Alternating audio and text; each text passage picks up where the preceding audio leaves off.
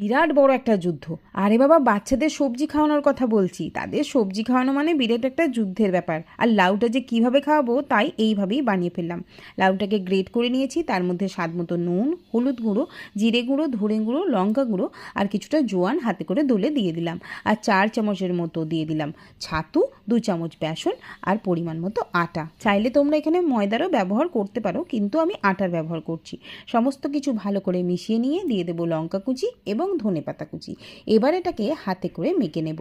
খুব পাতলাও হবে না, আবার খুব বেশি মোটাও হবে না, অল্প একটু চিটচিটে টাইপের ভাব থাকবে এই ডোটার মধ্যে।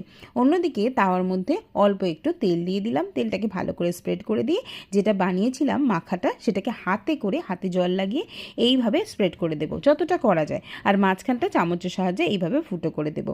চারিদিক থেকে তেল দিয়ে এটাকে 2 পিঠ ভালোভাবে সেঁকে নিলে একেবারে রেডি। সাথে যদি একটু রায়তা থাকে